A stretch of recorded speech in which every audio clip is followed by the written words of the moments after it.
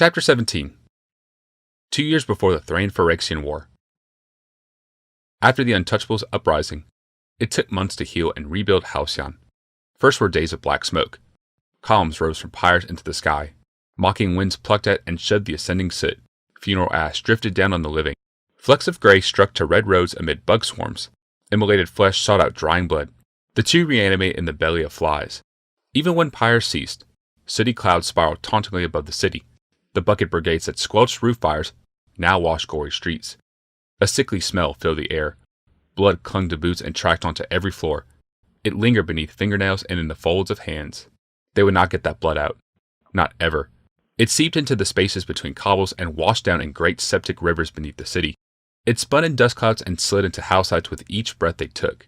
No sooner had the dead been burned and their blood washed from the surface of things than the processions of mourning began. In each district, on each terrace, they sprung up simultaneously. The public rites were ancient, but nearly forgotten after centuries of peace. The folk wore black and sack. Effigies of death were chased down the streets. Swine were flogged until they bled. Trumpets wailed in ghost songs at all hours. For a time, Halcyon immersed itself in the witchery of human grief. These parades even braved streets where health corps workers and houseside guards tore down gutted buildings, rebuilt rooftops, mortared walls, and labored in every other way to rebuild. The same young warriors who defended the city now raised it from the ashes.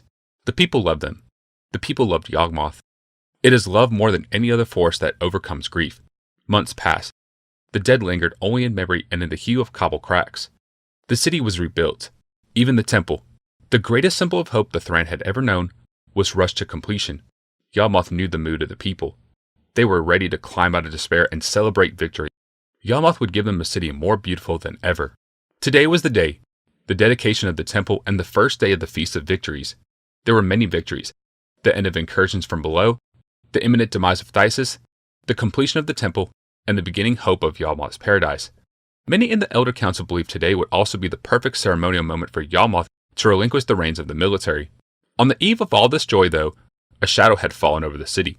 A caravel had arrived a week ago, bearing on it a grim-faced set of ambassadors. The first was a dwarf, from far-off Oran Deeps, a subterranean mountain empire on Jamura.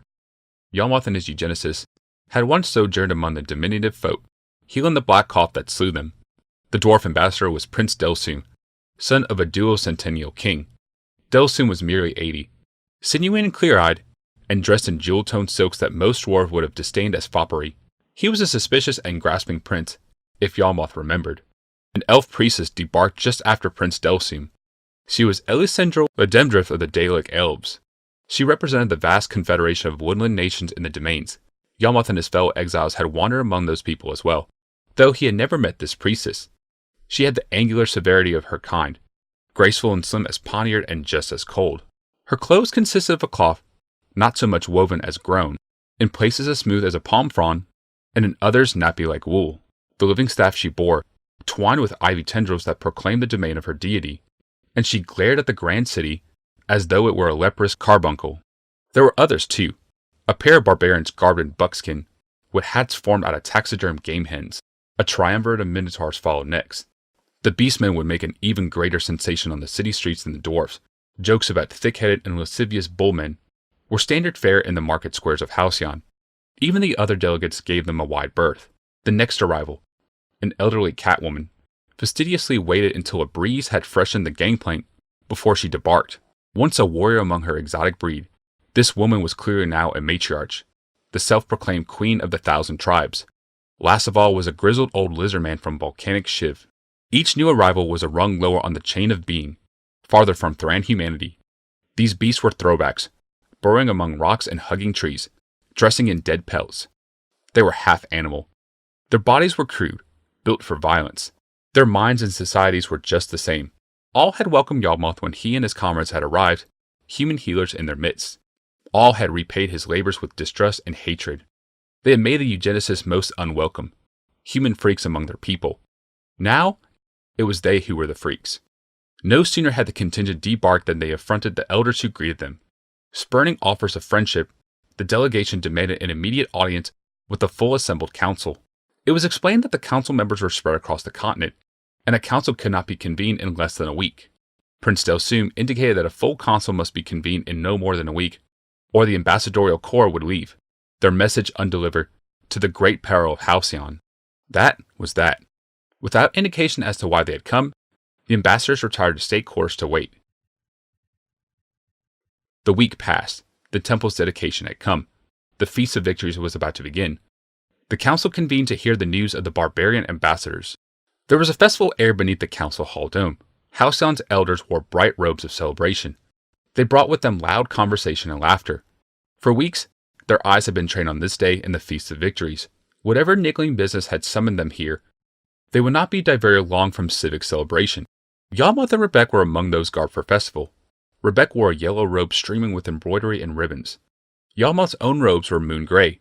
The shoulder piece of his robe was silver incest with a gleaming power stone, meant to remind the city of the Silver Guard warriors he commanded. "What is this all about?" Rebek asked him. Yawmoth gave a carefree shrug. "Isn't dwarf diplomacy an oxymoron?" Rebek covered her mouth as she laughed. She paused, wringing her hands together. "Well, if stories are true, dwarves are at least straightforward. Perhaps he'll get to the point and allow us to get to the dedication ceremony." Yawmoth clutched her hands, enfolding them in his own. "Don't be nervous. Nothing can steal this day away from you." "It isn't my day." "Well, then nothing can steal this day away from your temple." "It isn't my temple." "Look, here they come." The stir on the council hall floor still as the barbarian delegates entered. They came through the main doors to the chamber. The Minotaurs marched with a military snap to their hooves, as glossy as obsidian. Behind them strode Prince Delsum, panoplied in the heraldry of Orn Deeps. He glared beneath reddish brows, and might have seemed majestic, if not for his stature. He rose only to the rumps of his Minotaur escort. Alessandro Ledemdrift came afterward, regaled in silks of foliage motif. Barbarian humans and lizard men followed. The elders watched this odd procession with patient indulgence. Only the elders of Losanet and Wington stood at solemn attention as the ambassadors marched toward the podium at the center of the chamber. The voice of the moderator rose. "Come to order, Elder Council. Today we receive emissaries from abroad. Welcome them to our midst." Applause rose like a gentle rain. The parade of delegates made their grim way to the podium. The Minotaurs positioned themselves on three sides, and the lizard men on the fourth. Meanwhile, Prince Delsum climbed to the lectern. The steps were a bit much for him, and he waddled as he went. "I hope he can't see over the lectern," Yawmoth said quietly to Rebek. Prince Delsum ascended and glared down at Yawmoth as though he heard the comment. From a document tube hanging at his side, he produced and unrolled a sheet of parchment. His hands shook ever so slightly as he flattened it on the lectern. "The council may be seated," the moderator said. With a rumble of benches and whisper of paper, the group sat. Prince Delsum cleared his throat. The sound was channeled through Power Stone's position around him, and it reverberated nervously beneath the dome. He read, "I, Prince Delsum of the ruling house of Orn Deep, have been selected to speak for a coalition of the 5 great non-human races of the world: Dwarf, Elf, Vaishino, Minotaur, and Cat Person. We represent 25 nations and have found alliance also among the non-Thran humans of Jamura and the Thran humans of Losanen and Wington city-states." The announcement brought a stir of speculation to the council floor. Prince Delsum looked up from the page, taking a moment to mop his brow. The moderator signaled for silence, and her enforcers tensed along the perimeter. The hush was immediate. Taking a deep breath, the dwarf prince resumed. "We come to you with a familiar story. A story of plague and civil war and massacre. Of course, there will always be plagues. But when before have plagues led to uprisings and wholesale slaughter? When except these last decades? And when have plagues propelled a man to the height of a nation? Only when the man is a healer. Only when the man promises a cure. Only when he pretends to control a plague so that he can take control of a nation. Such a man has come among us. Such a man used the Black Coffin Orn Deeps to spark workers' rebellion. He, his fellow exiles, and his rebels nearly slew my father, nearly destroyed a millennium of dwarf rule beneath the mountain, nearly made the singularity monstrous man a king among dwarves. Such a man turned the creeping mold of the Argoth force into a virulent plague that ate away the elves there. His agents abducted priestess Alessandro Ledemdrift and her healers, and he held the whole population ransom for the cure. Once the ransom was paid, he delivered only sweetened water and 12 slain healers. Such a man loosed the White Death among Talruan minotaurs, merely to study its effects. Such a man spread rabies among the ruling cat warriors of Jamura until they tore each other apart in a mad frenzy. Such a man poisoned the human tribes of Golada Mesha. Such a man captured and pithed and vivisected the Bay of the Shivan Vyashino. We believed him and have paid dearly for our mistakes. Now we call for the immediate extradition of this monster from Halcyon. In the name of the 5 great non-human species of Dominaria, and the non-Thran humans of Golada Mesha, and the Thran humans of Losanan and Wington, I demand the immediate extradition of the healer known as Yawgmoth. The prickly silence had accompanied the Dwarf Prince's presentation now cracked like thunder. The whole assembly arose. Some shouted, some shook their fists, others only stood and gaped, mouths wide and breathless. The roar of protest and agreement shook the vast building. Rebecca's eyebrows drew into the stern line.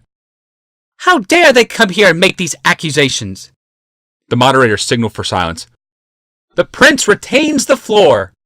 Enforcers wrestled the most obstreperous representatives from the hall, though no one sat again. He fooled us, the dwarf prince said. He is fooling you. This stasis that plagues you, he had used it to ascend to the heights of your city. In just over 6 years, he has gone from being an exile to being a near king. He has taken over your army and created an army of his own. They are posted throughout the city-states of this empire. Only in Losanan and Wington has their power been checked. Elsewhere, Yawgmoth rules as he does. He sends critics down among the infirm. He liberates those who serve him and eliminates the rest. He regulates distribution of the serum and infects any who oppose him. He has reshaped your city in his own image. We plead with you. Look around. See the fruits of this man's deeds. Disease masked in healing. Domination of masked in servitude. Stop him before he becomes ruler of all Halcyon. Ruler of the whole Thran Empire. If he ascends that far, we will consider it a declaration of war. World war. If he is not given over to us, Halcyon will have to fight the rest of Dominaria. There was no longer any hope of holding back the shouts. The moderator signaled impotently for silence. Elders surged from their seats into the aisles. Minotaurs stomped furiously, threatened to gore anyone who approached. Don't worry, Yawgmoth, Rebecca said, gripping his sleeve. None of us believe these lies. Without responding, he pulled free of her. He approached one of the Minotaurs and stared him straight in the eye. Let me pass, Yawgmoth said. I would speak to these charges. Taking the man's measure, and noting the furious throng behind him, the Minotaur dipped his head ever so slightly and motioned Yawgmoth onward. He ascended to the podium, his figure gigantic behind the diminutive prince. Only his appearance calmed the mob. With a single raised hand, he silenced them. Halcytes, Thran, ambassadors, all of you know my deeds. You know that I have defended every last one of you and helped you rebuild a city ravaged by the damned. You know I have devised a treatment for the phthisis, and am nearing to discovering a cure. You know that I, with Rebecca, seek to lend our people into a future free of war and disease and even death. Judge me by my works. A broad ovation filled the chambers, and shouts of, Aye! Aye! Now let us conclude this unhappy business and adjourn to the celebration long awaited, long needed. I call for a vote. Does anyone second? I second, Rebecca shouted. Then, let the vote be taken on this proposal. Shall Healer Yawgmoth remain in this position, unaffected by the call of extradition? All in favor vote aye. The council hall rolled with a response. Aye. All opposed. Vote nay. The reply was just as loud. Nay. Yawgmoth stared out at the room, astonishment and fury in his eyes. I call for a count of elders, the moderator said. Eldest, tally, record, and report the votes of your cities. While the eldest struggled to reassemble their contingents, Yawgmoth continued only to stare in blind incredulity of the masses. The voice of the Dwarf Prince came from below. They know you, Yawgmoth. Even after you purged your enemies from among them, the rest of them know you. Even after you flooded the city with your loyal servants, they know you as I do. Without looking down, Yawgmoth replied coldly. You do not know me, or you have not come here to do this. We have a count, announced the moderator. Eldest, report your vote. Indicate extradition or non-extradition. The eldest of the first city-state called out, Qingnan votes for extradition. The next eldest shouted, Losanan votes for extradition. Wington votes for extradition. Nyoran votes for non-extradition. Seaton votes for non-extradition. Fonan votes for non-extradition. Orlison votes for non-extradition. Yawmoth breathed, clutching at the edge of the lectern. 3 for extradition, and 4 opposed, with only eldest Jameth of Halcyon left to cast her vote. It seemed an effort for the regal woman to speak. Houseide votes for extradition. A jubilant sound came from the dwarf beside Yawmoth. The yip was strange against the groan that moved through the chamber. The moderator called for silence. 4 cities for, and 4 against. The motion passes to the Leaders' Council. As I call your name, give your response. Those in favor of extradition, vote aye. Those opposed, vote nay. Yawmoth hawkishly watched each leader there, priests and healers, heroes and nobles, as the call came for their votes. For every nay, there came an aye, so that the vote was equal at 13 when it came to him. He was so startled to hear his own name. It took a moment to realize what was asked of him. Having doubts yourself? Taunted the dwarf prince. Nay, Yawmoth said. I vote nay. And last, Rebecca of Halcyon, the moderator called. What is your vote? Rebecca stared up at Yawmoth, a strange look in her eyes. She seemed to be seeing him for the first time, though whether that look brought joy or terror, he could not have told. I vote, she began, her voice a mere whisper. Clearing her throat, she said, I vote nay. 15 opposed, 13 in favor. Extradition is denied. The answering shout was half cheer, half shriek. Yawmoth's gaze pinned those who had opposed him, one by one. Rebecca had been too shaken by the council meeting to deliver her address at the dedication of the temple. Yawmoth volunteered to go first. Amid the cheers of a vast throng, he stepped to the center of the temple. His image was cast in a myriad miniature across the city below. It shone within all the uplifted eyes there. It gleamed, massive and godlike on the clouds. Through a stole of power stones, his voice boomed like thunder. I am sorry to cloud this joyous day with evil tidings, but I must. Just this morning, a task force of 4 nations appeared in the council hall and declared war on the Thran Empire. Dwarf, elf, lizardman, minotaur, cat person. They have pledged to attack us. They have brought barbarian humans among them and have even turned Losanan, Wington, and Qingnan against us. He did not wait for the fur in the crowd below to die down. His voice could overtop all the shouts. In this time of crisis, when the world has declared war on us, and 3 of our own city-states have initiated civil war, I have no choice but to dissolve the council and assume control of the nation. He utterly ignored the screams. I have ordered the Healing Corps and Houseite Guard to escort you to your homes, to keep the city free of panic and riot. The same order is being carried out even now in Orlison, Seaton, Nyoran, and Fonan. Meanwhile, the Houseite Guard and Health Corps in the rebel city-states have been ordered to retreat before being captured and slaughtered by this evil coalition. A hushed terror answered those words.